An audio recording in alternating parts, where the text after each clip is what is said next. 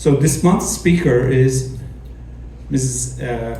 Ellen Stilai, the author of Exit Prohibited, a memoir of Iran and her other book, Museum of Missing Things, a chapbook of poetry and prose. She earned a BA in art from University of California, Davis, and an MA in English language and literature from University of Tehran. She has spent much of her career collaborating with artists, writers, and agencies to strengthen communities through arts. She has taught language, literature, and writing in universities in Iran and California. Her essays, short stories, and poetry have appeared in numerous journals and anthologies. Because Ellen and her husband have been immigrants in each other's country, which is really rare, her writing frequently explores the joys and tribulations of immigrant experience. She lives in Riverside, California. And the book is about her living in Iran and experiencing the Iranian everyday life while revolution is happening, and then the difficulties arise. Though most of the books in this genre are really sad and drab, and it's all about prisons and what else. This book has that also, but it's a joyful book. It's a really interesting way of presenting the real life in Iran. So I read it with great eagerness, and I couldn't put it down. And I'm proud to say that I finished it in 2 days. So it was very, very interesting, and I recommend it for you to read it. So without ado, I ask Ms. Stilai come up. While she will be speaking, her slides will be going through. So.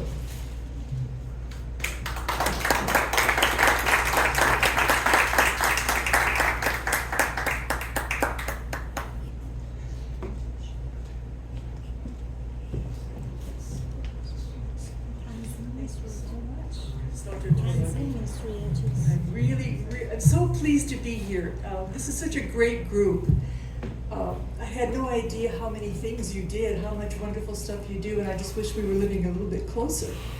Thank you.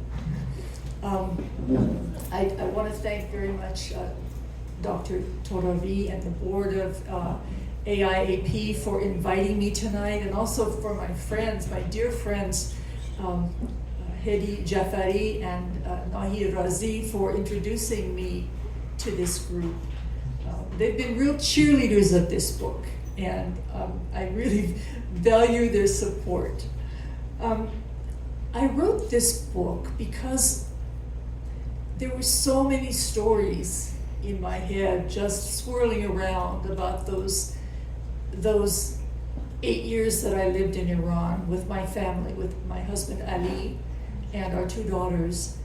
And so after the revolution, I wanted to make sense of all that. I wanted to tell these stories just so that I would have a cogent narrative, something I could leave to my family, but also so that I could tell Americans about Iran and give them a picture of Iran that they could not get on the evening news.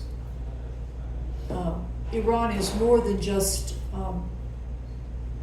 women in black chadors saying "Mard bar Amerika," and that's what people were seeing in this country for so many years. So the book begins with maybe the worst day of our lives and the worst year of our lives. That last year we were there, and I have to tell you that just before I came on, piece of my earpiece for my glasses broke, so it's going to be a lot of this going on tonight. I just hope the other piece does not break. So it begins with this terrible incident in Mehrabad Airport, and then I go back and forth in time. So it's but I do give the reader dates for each chapter so you can try and keep it all straight. I'm going to read you the last part of the first chapter, and it's kind of a cliffhanger, but it'll give you an idea of who we were and what was happening to us. We arrive at Mehrabad Airport a little after 4 a.m. We'll meet Essie and Julie there, then travel on separate planes to Zurich, Switzerland. We'll need to pick up our Iranian passports at the airport police station. Travelers leaving the country are required to submit their passports to the airlines 48 hours ahead of departure. The airlines turn them over to the airport police, who then check to see if any holds have been placed on the documents. We have our Swiss Air tickets to Zurich, but our American Airlines tickets to Washington, D.C. will be waiting for us on the plane. The Swiss embassy has finessed that. But first, our bags must be inspected. After 9 years in a country, what do you take with you when you are allowed only one bag? Well, if the country is the Islamic Republic of Iran, you certainly don't take money, gold, or valuable antiques. We had seen too many nightly news broadcasts featuring people caught spiriting valuables, their own possessions, out of the country. The culprits stared sheepishly into the television lights as the camera panned over the loot. Elaborate gold jewelry, candelabras, stacks of foreign currency. These enemies of the state were then led away to jail to await trial. Officially, no one was executed for trying to abscond with his own valuables, but the regime was busy cleaning house. Our German friend Christa, who lived in the village of Evin in the foothills just north of Tehran, told us of lying in bed at night, hearing the executioner's rifle shots ringing out from nearby Evin prison. In news photographs taken just minutes before their executions, the hapless men all had the same wry, ironic look of resignation. Rumpled and unshaven, they sat alone in their stark cells and stared, half smiling at the camera lens, as if remembering long ago family gatherings when they had joked with the photographer. "Wait, Mr. Photo, let me put on some cologne first. Please, just one more, Mr. Photo." So we were careful. Not that we had much in the way of elaborate gold jewelry or other questionable booty, but we took the line of least resistance and packed family photographs and too many soon-to-be outgrown children's clothes, my wedding dress, and audio tapes of Iranian classical and 70s American pop music. Ali packed his chromosomes, well, pictures of them, at least, tucked in among the reprints of scientific articles he had published over the previous 10 years, with a tangible evidence of his work. Stacks of 8 by 10-inch black and white glossies of safflower, sunflower, saffron, and cumin chromosomes, in various stages of cell division, coming together and separating like courtly dancers in some cellular gavotte. However, as cautious as our packing strategy was, even we tempted fate just a little. We were allowed to take only $500 per person, per adult, a sum that would diminish quickly in Zurich, one of the most expensive cities in Europe. Before we left the apartment that morning, Ali carefully folded 2 $100 bills and put them in the toe of my right shoe. It is 6:30 in the morning now when we find the line for the baggage checkpoint. As we watch the security personnel rifle through the bags of sleepy travelers in front of us, we grow increasingly apprehensive. Apart from 2 sweaty $100 bills, we have no contraband, but somehow that doesn't matter. We feel guilty nonetheless. "How much longer, Mommy?" asked Samira, who was gripping my hand tightly. Sora, her arm around my leg, is whimpering softly, only now just realizing that she has neglected to retrieve one of her favorite dolls before we locked up the storeroom. It's finally our turn at the baggage checkpoint. We heave our suitcases onto the inspection table. Without so much as a salam, The bearded official, his collarless shirt buttoned up to his chin, opens each one. I cringe as his calloused hands skim over the linings, dart into side pockets, explore every shoe, and turn over every piece of underwear. You touch those sanitary napkins, buddy, I think to myself, and they're yours. I make a mental note to do laundry at the hotel. Then he finds Ali's chromosomes. Squinting, he turns one of the cell division photographs this way and that, first holding it at arm's length, then his glasses raised to his forehead, slowly bringing it within an inch of his face. He looks at Ali as he takes another page from the sheath of glossies, then another and another. Clearly, he is trying to get some sense of perspective, of scale. Are those Quonset huts in the middle of the desert? They could be aerial shots of, yes, perhaps a military installation. Then he starts pulling negatives out of their translucent paper sleeves, holding them up to the light, peering at rows of root-tip cells, looking for all the world like stacks of missiles. They're chromosomes, Ali explains. Huh? Chromosomes, DNA. The baggage checker's eyes narrow. He stuffs the photos and negatives back in their folders, slams shut the last of the suitcases, scrawls a large X on each one with an indelible felt pen, and throws them onto the baggage cart. You can go, he says. His eyes follow us, yet another Garbzadeh, a West-stricken, intellectual university professor and his American wife preparing to leave the Islamic Republic of Iran. Good riddance. Free of our bags and relieved to have passed that hurdle, we make our way to the airport police station where we find Essie and Julie and their two girls in the waiting area. Mona, age 9, is bouncing around on the seat, brushing her yellow ringlets out of her eyes as she relates the plot of a book she's been reading. Ida, age 4, a red-haired, pink-cheeked cream puff, begins flirting with Ali with great success. It is Julie's birthday as well, and she and Sanger exchange good wishes. We'll celebrate tonight in Zurich, Julie tells her. We compare notes. Essie has fared less well with the baggage checker. He tells us that when the agent searched his luggage, he got suspicious about some boxes of histological slides and confiscated several prized samples of rat and hedgehog brain tissue. We all regroup in preparation for the next stage of our departure, the retrieval of our Iranian passports. The children are on my passport. Even in the Shah's era, a woman needed her husband's consent each time she wanted to leave the country. However, as soon as we arrived in Tehran in 1971, Ali wrote a letter to the authorities giving me permanent permission to leave the country anytime I wanted. He also made sure to deposit half of his paycheck in my bank account so that I would always have access to funds if he were away. Of course, that permission letter was just insurance. I never wanted to leave the country without him. Julie and I tended the children as Ali and Essie give all our names to the officer behind the counter. He hands Essie his wife and children's passport and gives the girls and mine to Ali. Then he disappears into an adjoining room to look for Ali and Essie's passports. He comes back empty-handed, except for 2 official-looking envelopes that he hands to them.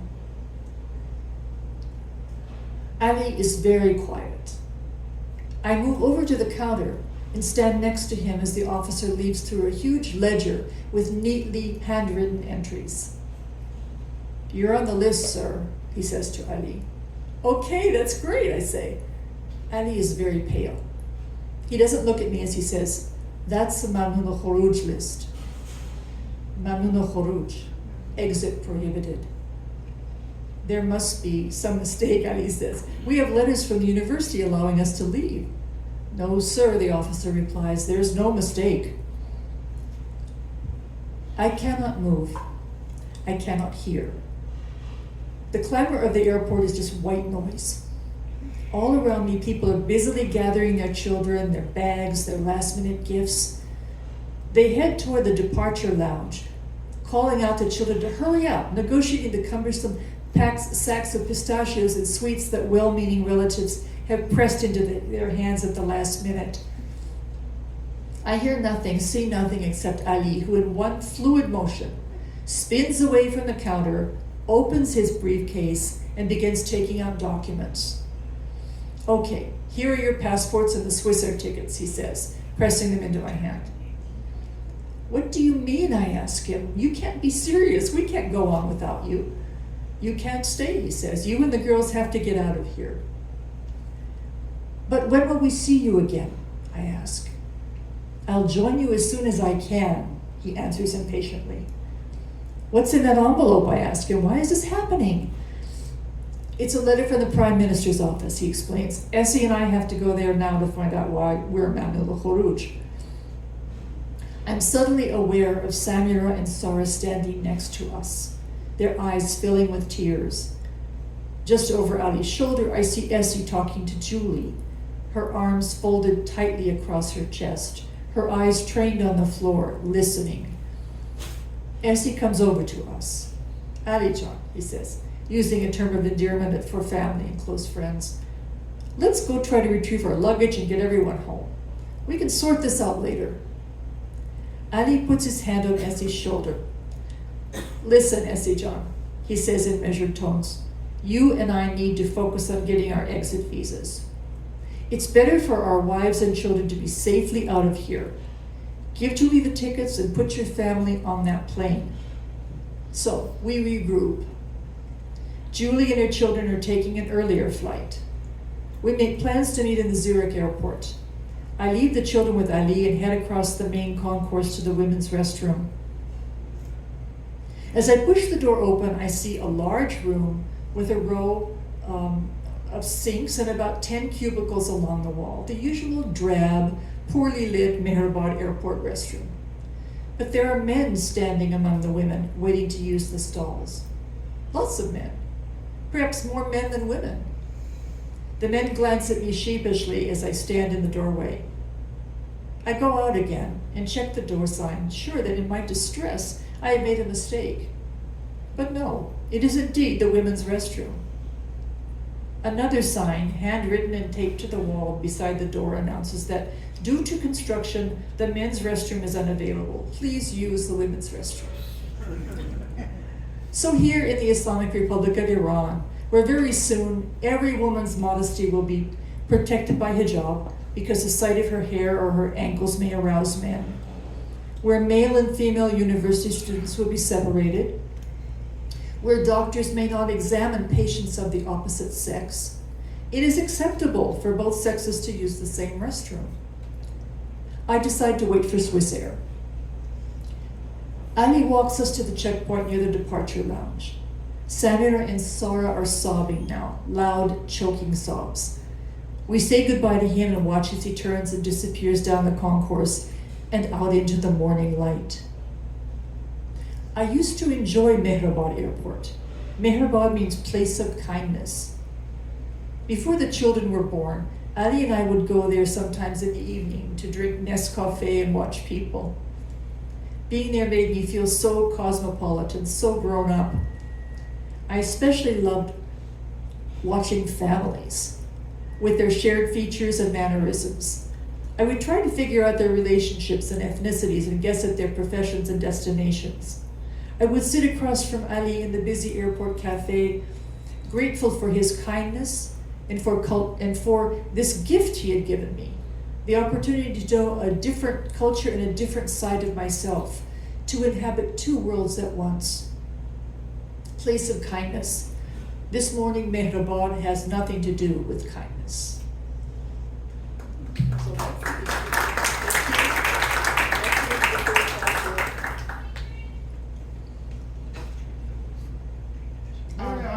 what year this was? This was July 29th, 1980. I know that date because that was our daughter's birthday. So what a birthday she had that day. So Ali went off to find out what was happening. He had no idea why he would be prevented from leaving. Nobody knew. And so he began this long slog of bureaucratic karazbazi, just running around from place to place. And I got on that plane with the kids and started, reliving our lives in my head, trying to figure out what it was that we had missed. How could we have been so obtuse? What did we not notice? So there are several chapters in the book that talk about what we didn't notice, and one of them is a chapter called Schab Lorenz is the Whole World. And this takes place in Kerman in October of 1971. So this is my first visit to Ali's family, my first visit to Kerman, and it was a lovely time. It really was a lovely time. But I could see, looking back, I can see things that I didn't really catch in the beginning. First of all, anybody who is not familiar with Iran needs to know that Iranians say about the beautiful city of Esfahan that Esfahan is half the world. So that figures in here. Those first days in Kerman, I was continuously on display. At dinner parties, I was fussed over and coddled. Much was made of my attempts at rudimentary Persian. How cute. Or my long hair, just like Iranian women. The family, eager to know me and ensure my comfort, was genuinely interested in my reactions to even the most inconsequential occurrences. And Ali was kept busy translating my every response. Does Ellen like yogurt? Then why isn't she eating any? Doesn't she like sugar with her tea? Then how come she takes only 1 cube? What does she think of the chador? How does she like fill in the blank? Sitting on the floor, Iranian food, sleeping on the floor in the same room with so many people. So one afternoon, after our siesta, yearning for some time out of the spotlight, I found a quiet place where I wouldn't have to have an opinion. I settled into some cushions at the back of the hall where all 5 of Reza and Puran's children, aged 4 to 9, were watching cartoons on television. Besides the few cushions, the room was bare except for the red and blue flowered Karamani carpet that skirted the edges of the thick, whitewashed walls, and the television, a large console placed at the far end of the room, opposite the door leading to the courtyard. A single naked bulb hung from the vaulted ceiling. Sitting in a half circle on the floor in front of me, the children shyly acknowledged my presence before returning their attention to the screen. Programming on the 2 state-run channels was limited to a few hours a day, mostly in the late afternoon and evening. Large portions of the daily newscasts were devoted to the comings and goings of the glamorous royal family. In addition to Iranian sitcoms and variety shows, the government imported American programs like Star Trek, Bonanza, Peyton Place, Perry Mason, and Mission Impossible. Milky, black and white reruns of the soap opera Days of Our Lives. Remember Ruzhoye Zindagi? Yes, I knew it. Several years old and dubbed into Persian, were popular primetime fare. As dull as it was, Days of Our Lives provided me with many random but potentially useful phrases, such as Miki aqime, Mickey is sterile, that I would mumble to myself until I got them right. But my favorite source for new Persian vocabulary was the endless stream of television commercials, to which I accorded the same respect and attention as the programs they were sponsoring. Mine was a natural reaction to a compelling medium. In 1969, the creators of Sesame Street revolutionized children's programming when they adapted the format of television commercials to teach children letters and numbers. They recognized that commercials were the perfect vehicle for language acquisition. With their catchy, repetitive jingles and concentrated messages tailored to short attention spans, they engaged the language learner, be it a preschooler just beginning to talk, or adult immigrant eager to master the idiom of her new language. Hanging on every syllable, attuned to every nuance of intonation or gesture, I was the advertiser's ideal audience. Big pens, Toshiba rice cookers, Piff Poff insect repellent, Bah Bah air freshener. I could have been a credible spokesman for any one of them. Random bits of hype lodged in my brain and found their way into my conversation at odd moments.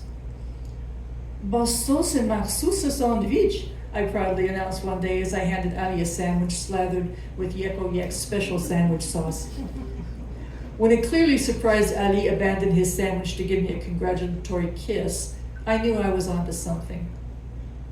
I found that television commercials were also great bellwethers of social change.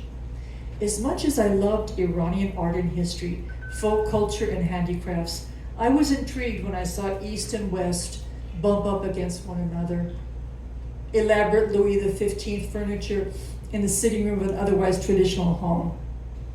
Melamine dishes with ancient designs, a portrait of John F. Kennedy rendered in a Persian carpet, and cabarets featuring belly dancers, and bottles of Johnny Walker on the table, frequented by families with women in Western-style dress as well as chadors. Sometimes these cultural coalitions had unsettling effects. Never was that more apparent than in the ubiquitous commercial for Charles Lauren's televisions. I had seen it several times a day in the few weeks we had been in Tehran. And there it was again, that day in Reza and Poran's living room. The children were as entranced as I was, even though they may have seen it hundreds of times. The ad featured a middle-aged man and his attractive, much younger wife. He was the classic Jahed, a member of the urban lower classes and a staple of Iranian popular culture, a distant cousin of the rural American redneck. While the word Jahel translates as ignorant, the Jahel himself is frequently thought of as the salt of the earth, generous and friendly, and endearingly uncomplicated innocent. The paunchy and mustachioed husband was dressed in a black suit with a white shirt open at the collar and a too small black hat perched on his balding head. His wife, clad not in the traditional chador but in a dressing gown, sported a bouffant hairdo and fashionably feline eye makeup. In a sing-song rhyme with a heavy Esfahani accent, she berated her husband for not providing her with enough entertainment. "Didn't you say that you would take me to the beach, take me here and there?" Just as she said, take me to the beach, she flung open her dressing gown to reveal a two-piece swimsuit. You remember this, right? Yeah. Okay. Immediately, the 5 little heads in front of me whipped around, and 5 pairs of big brown eyes locked with mine. Those eyes told me that once again, they wanted to know exactly what I thought. I smiled at them, surprised by this sudden attention. Seeing that I wasn't shocked, they just as quickly turned back to the TV. Still, I wasn't exactly sure what I thought about the commercial. I wasn't shocked, but I was perplexed. Clearly, the husband had his hands full with this woman, playing upon the time-honored international stereotype of the materialistic, nagging wife. The ad seemed to suggest that buying her a television would make her forget about an expensive trip to the seaside and skimpy swimwear. In fact, in his Esfahani accent, the husband tells her, somebody who has a husband, has children, doesn't go here and there, doesn't go to the beach. If our Esfahan is half the world, Shab Lorenz itself is the whole world. But who was the audience for this message? What did the average Iranian think of it? And who was the average Iranian anyway? Was this swimsuit really a sign that Iranians had become so westernized that this commercial was acceptable to the masses? Or were they scandalized by it? And did they really want the whole world? The commercial had been airing for several months, but it was still provocative, especially to these children, who had never seen any of their relatives in a swimsuit. It had been almost 36 years since the late Reza Shah, the founder of the Pahlavi dynasty and the current Shah's father, had outlawed wearing the chador and headscarves in public. This edict, brutally enforced by the police, was intended to speed the country's modernization. In the late 1930s, women venturing out wearing hijab were attacked, and their offensive coverings were confiscated. The chador was now optional. After the Allies engineered the abdication of his father in 1941, Mohammad Reza Shah allowed women to once again take up the chador. But 30 years later, my sister-in-law Puran, like millions of Iranian women, would never leave the house without one, let alone wear a swimsuit, even at home. Certainly, most Iranian women did not aspire to be that woman in the skimpy suit. They may have wanted her television, but not her swimwear. The Jahil, like millions of his traditionally minded countrymen, was caught in a conundrum. By allowing television into his living room, he was affording his family cheap entertainment within the safe confines of his home. But he was also opening the door to a host of foreign influences, both positive and negative, that undermined his control. He would forego the seaside only to be inundated by a tidal wave of unfamiliar attitudes, fashions, and moral ambiguities. Iranians had a long history of adapting to foreign conquests and influences while maintaining ancient customs. Years later, with this in mind, one of Ali's colleagues at the Institute would point to an Iranian travel poster on the wall of the faculty lounge. "Welcoming visitors for 2,500 years, proclaimed the poster. Yes, the colleague laughingly agreed. Alexander the Great, Genghis Khan, the Arab hordes, we've welcomed them all. And they had survived them all, in part because of an ability to live and let live, to embrace the positive aspects of the new culture and ignore the bad. Since the Industrial Revolution, Iranians had mimicked the West in commerce and education. Using sexy bathing suits to sell German televisions to conservative chaudhuris was just one more seemingly pragmatic accommodation. I found the cross-cultural pollination of the 1970s Iran a charming and reassuring sign of an inevitable surge toward modernity. But I was unaware of the depth of the growing discontent among traditional and devoutly religious conservatives. I brushed aside fleeting glimpses of social and religious resistance. Jahils staring gape-mouthed at me because I dared to go without hijab, or the wife of my husband's friend who objected to paying for an American guest's wine at a restaurant. This intransigence will work itself out, I told myself. It has nothing to do with me. But 9 years later, the beaches at the Caspian seaside resorts would be segregated. On their side of long, dividing curtains, women would swim in street clothes and chadors.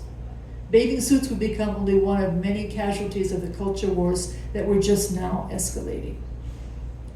Thank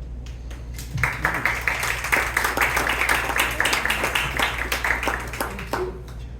I'm not sure how much more time we have. I think I have one piece that's 8 minutes, but I'm not sure. We have a few more minutes if you want. One more? Sure. Yeah. Okay. Yeah, we have more minutes. Okay. This one is for a while after I got my master's degree in English Lit at Tehran University. I went looking for a job and found one at the Tehran Museum of Contemporary Art, which had just opened a few months before. This chapter gives you another view of things that I hadn't really noticed before, but were brewing all along. It's called Wind Catchers, Flap Catchers. This is Tehran, 1977 to 1978. In late 1977, almost 2 years before the Iranian Revolution, I completed my master's degree in English literature at Tehran University. A few months later, I was hired at the Tehran Museum of Contemporary Art as manager of educational services. The museum, a project of Empress Farah, had opened a month or so earlier to great fanfare, both for its exquisite architecture and for its spectacular collection of European, American, and Iranian modern art. It soon became a new center for contemporary Iranian artists, but what some welcomed as progress, others saw as a threat. The Empress had hired her cousin, architect Kamran Diba, to design the building, which abounded with references to traditional Persian architectural forms, especially the badgir, or wind catcher.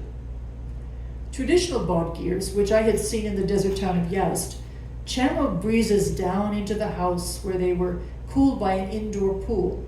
But here they were transformed into light catchers that helped illuminate galleries. The central ramp of gleaming polished concrete wound down through the center of the museum and ended in a lower level atrium with a hose, a rectangular reflecting pool, not of water but of oil.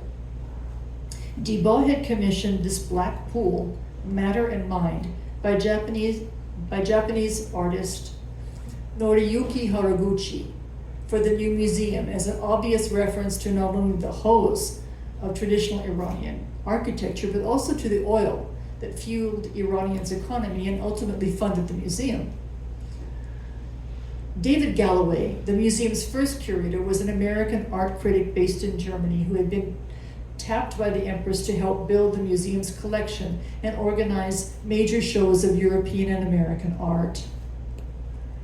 The Empress charged Americans Galloway and Donna Stein and Diba, who was also the museum's first director, with putting the collection together. In a few months, they amassed what would become the largest collection of late 19th and 20th century Western art outside the West, with impressive works representative of major art movements.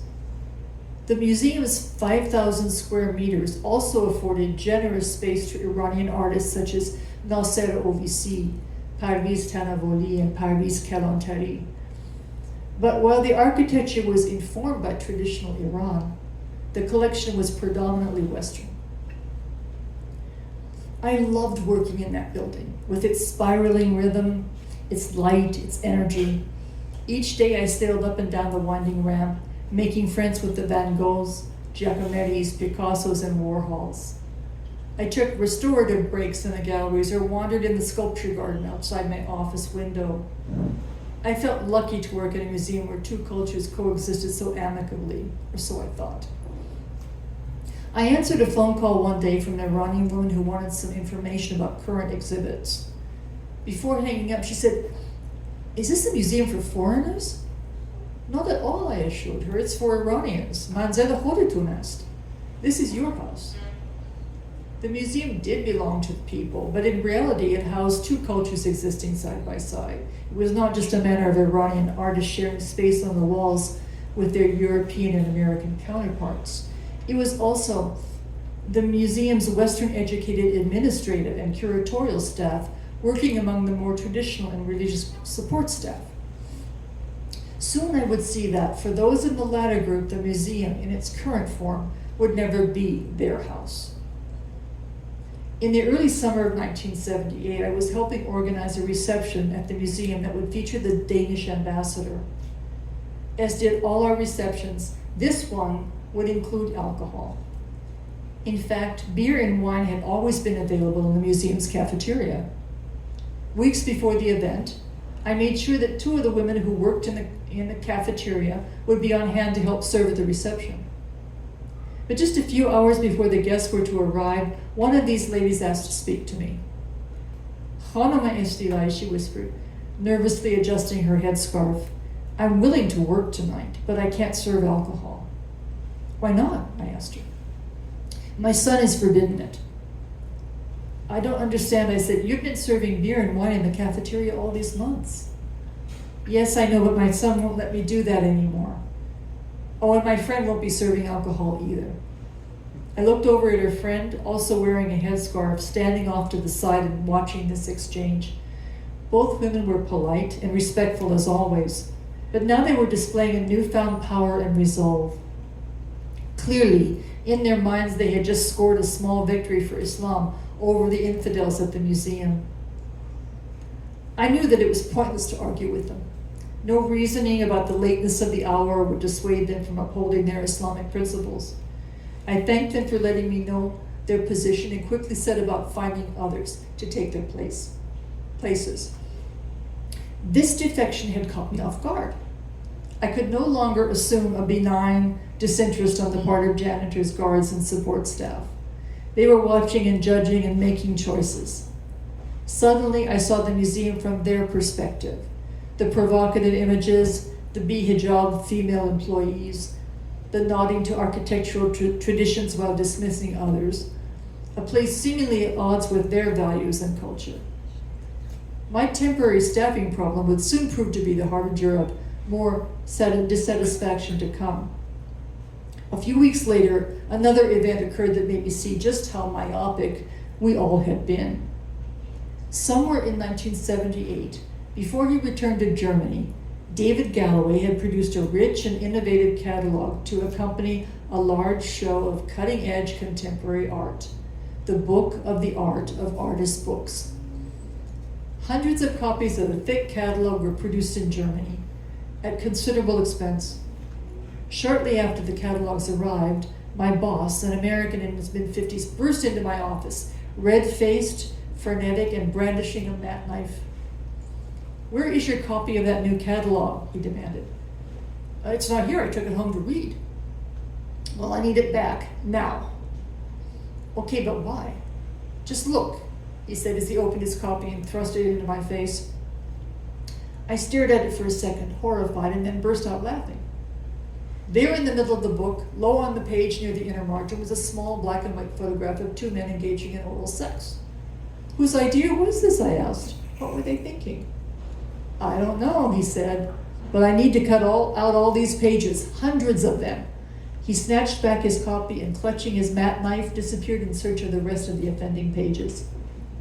I don't know if the photo was the choice of Galloway or his graphic designer, whether the curator had seen it or if it was simply someone else's last-minute addition to the layout. But clearly, its inclusion indicated someone's ignorance of the prevailing mores of the country, or at least an inability to understand that these mores were relevant to this museum. Outside of a small group of avant-garde intellectuals and aesthetes and major international centers of art, where would this catalog photograph have been acceptable? Most likely not in many government-sponsored museums around the world, and certainly not in Iran. The public never saw the offending page, but as it turned out, there still was much in the museum that wasn't acceptable to a growing number of dissatisfied and disaffected Iranians. Later that fall, one of the museum staff found a note stuck in the frame of Tom Wesselman's Great American Nude, a painting of a big, blousy blonde whose most predominant feature was bright pink nipples. The note said, "Next time, this will be a bong." Thank you so much for listening. Thank you. I can take questions if anybody has questions. Yes.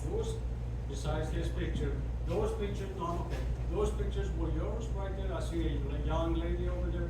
These pictures are the pictures from the book, and yeah. The previous pictures.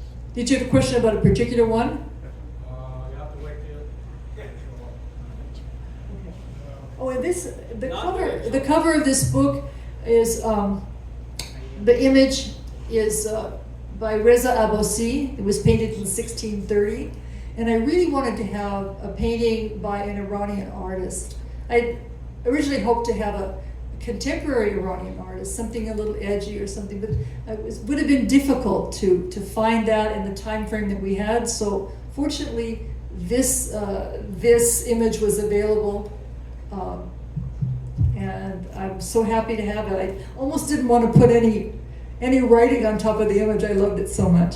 Thank you. Here's a question. Yes. خیلی ممنون. سپاسگزارم از صحبتی که واقعا دلنشین بود.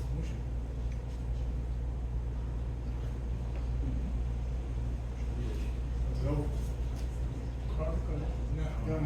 I don't think it's on. سپاسگزارم از صحبت بسیار دلنشین شما. فقط یه سوالی دارم از روز کنجکاوی. فارسی صحبت کنم اشکال نداره؟ جانم؟ یه کتابی خانم آذر نفیسی نوشته. بله. شما اونجا که گفتید که ادبیات انگلیسی رو هم، در آره. دانشگاه تهران، ایشون مثل اینکه استاد ادبیات انگلیسی در دانشگاه تهران بودن. کاملا شما درسته. با ایشون آشنایی داشتی؟ بله کاملا. کتاب ریدینگ لولیتا این In تهران Tehran, yeah. ایشون نه تنها قبل از انقلاب تو اون کتاب توضیح میدن، حتی بعد از بله. انقلاب جنگ ایران و عراق و تا سال 2000 اون کتاب هم بسیار کتاب واقعا خواندنیه و یه کتابی هم خانم شیرین عبادی نوشتن و ایشون هم همینجور که جایزه نوبل رو گرفتن. بله بله. تو قاضی دادگاه بودن قبل از انقلاب. درسته. تهران. ایشون هم جریان تهران و ایران رو قبل از انقلاب، در دوران انقلاب و بعد از انقلاب تو کتابشون توضیح دادن. سوال دیگه؟ بفرمایید. When was the last time? First of all, thank you for the beautiful speech. I'm going to buy the book, and I hope you sign it for me. Thank you. So, when was the last time you traveled to Iran? The last time was 2008. We went as a family, the four of us, in 2006. And that was great. We were there for, what, 2 weeks, 3 weeks? No, the 2008 we stayed a little bit longer, but both times were around Nowruz. So And because some of the pictures are, Yes. so is recent a little bit then, you know, during the revolution or during the Shah era, so that was my, you know. Yeah. Some of, yes, you're right. Like this one is Yeah, Kerman. that's like this one, yeah. Yeah, that's in front of a library which used to be a. How did you compare in 2008? How did you compare Iran environment with the Oh, so different. First of all, Tehran was just crazy to me. I mean, the traffic, yeah, I couldn't make out the traffic at all. I always had trouble with Tehran traffic, but there it just seemed, and the town seemed to be, the city seemed to have just kind of morphed, and without any plan. You know, I think there was that, and I was struck by the sense that when I was in Kerman, I felt like it was certain parts of Junub Tehran, you know, all those years ago, 30 years ago. Sure. And it had a certain charm that Tehran is losing. But we did a lot of wonderful things there. But I also noticed that people kept their windows closed. Oh yeah. You know, not the way we used to. We always had sunlight and air coming in, and people just seemed to close in on themselves. Because they don't feel secure. Exactly. Yeah. Somebody might hear their television. You know. Back there. Okay, Ellen John, although that we know each other for more than I'm sorry, more than can you 40 speak years, up? we know each other. Yes. But I never asked you, when Annie asked you to marry him, Yes. did you think about what you are going to get in Iran? Did you think about that?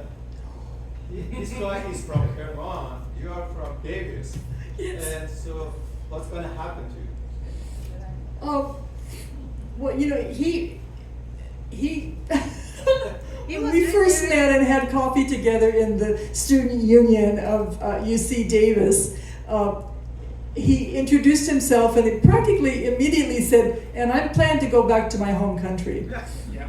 So I would know, you know, I would know what the deal was. But no, he explained everything. And you accept? He did. He showed me photographs. But of course, you know, you can never predict what it's going to be like. It was really intense. It was really, really intense. Did you have a question? Oh, okay. Yes. Thank you very much for a great book. I really Thank enjoyed you. every page of it. Thank And, you. For people like me, we lived it. So bringing back a lot of memories and relieving a lot of things that happened during that period. My question is how non-Iranians and especially the second generation, or maybe your kids, Yeah. that are not kids anymore, of course, but them, how they take it, and how about the American audience, how they approach this band? I think they still feel very Iranian. Is that what you're asking me? That's one part of the question, and also I want to see people who then live through that, people who have no idea of what you went through, and during that period, because as you said, a lot of people that have certain imagination about Iran through Yes. the news media. So you lived through that period, that very critical period of time. So I was wondering, when you bring this book and people who read it, how has been their take from the historical aspects of it and cultural aspects of it and social aspects? I think non-Iranians, you mean? Yes. Yes, they're really interested in it. I'm so glad.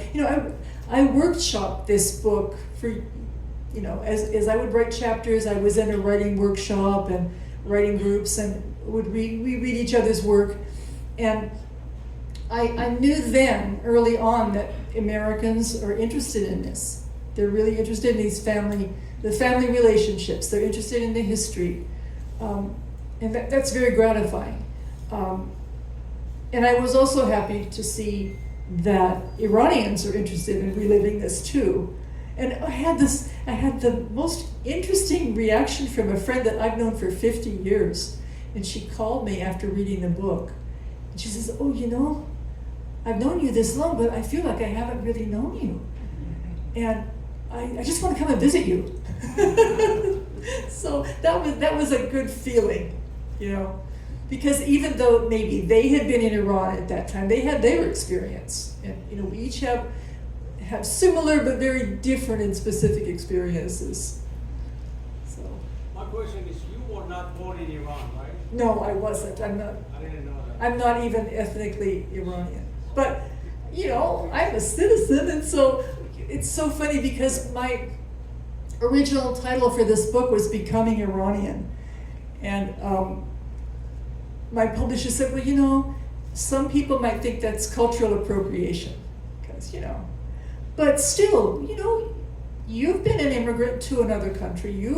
You have, I'm sure, tried to become American, and even though you know that you'll always be Iranian and you'll always have those cultural touchstones and customs and things that are so dear to you, but we all try to connect one way or another. So those 8 years that I was there, I really was trying to connect. Thank you for that question. Of course. Ask a question. Can I ask another question? Sure. You spent a period of time between February of 1979 until July of 1980. So you were actually in Iran during the period of time before students attacked the American embassy. Yes. And my question is, how did that period of time suddenly turn into total Islamic Republic? Because in that period of time, actually there were people in the Iranian government who were really not religious people. These were people, educated people, and the Iranian foreign minister was Dr. Karim Sanjabi, who was actually one of the leaders of Iranian National Front. Yeah. So suddenly things change. Would you be able to explain, what happened during those months before Iranian students took over U.S. Embassy? Okay, I remember that when we got back so we had been on sabbatical. First of all, I first came to Iran in 1971, and then every couple of years or so, I'd go for like a couple of months in the summer to America. But then finally, Ali went on sabbatic leave. He took a sabbatical in UC Davis in 77, 78, right? 78, 78, 79, thank you, okay. So then we're watching the revolution happen on TV, you see.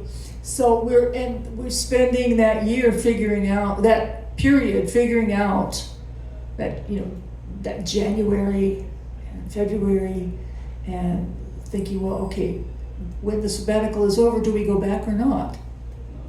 And then when we got back, we decided to go back because we had to see for ourselves.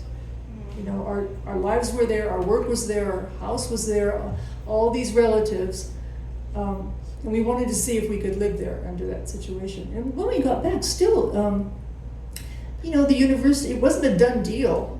The university had a lot of turmoil, and a lot of factions, different factions were competing with each other. So yeah, it was trying. I'll ask the Sure. question. So I read the book, and aside from the course of events and what happens, I enjoyed your perspective of life and the comparisons you would make. Particularly, I like the part about the house, an Iranian house, where the windows are inward looking. Yes. And the backside of the house, where it's outside, it's just walls. While the Western homes, especially some in Europe, you see that the windows are outside and they display what's in the house. And some of them, I guess religious groups don't even believe in curtains and what. Yeah. They want to display what's in Right. the house. So those were really interesting contrasts and comparisons for me. Oh, I'm glad. Yeah, your style is very enjoyable, and it gave the book gives a very clear perspective for Americans to see how the life there was before and after revolution. So thank you. Thank It you. was really a pleasure to have you here. It was my pleasure. And I hope that you can see your other books and your other stories. Are there any more coming? Yes, there's some more coming. Okay, that's beautiful. Thank you. I'll let you know. Thank you so much.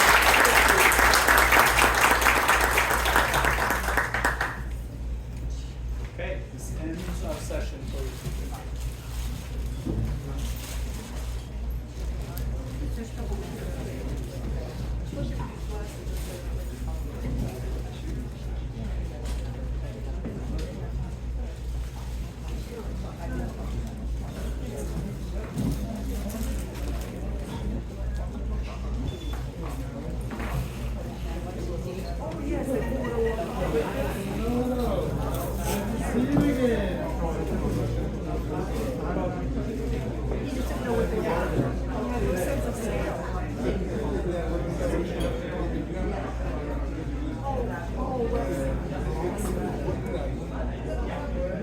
Yes, these chromosomes, yes, the hedgehog thing. I don't know why they just. I know, yeah. Yeah, I think so.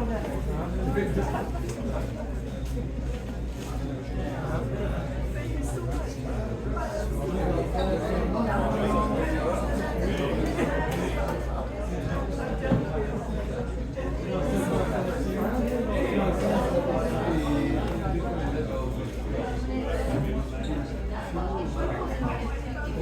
All these just sit together. Right, yeah. Amazing. It's surprising. The life and the evolution. That was a nice presentation. Thank you very much. I bought the book so I can read it. I said that we can one more set.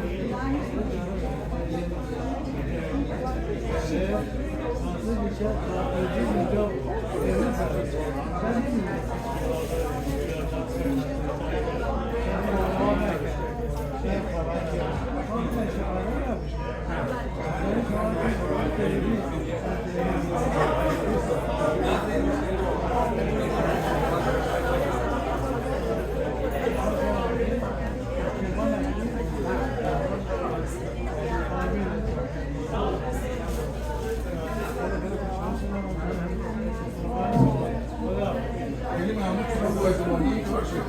Thank you.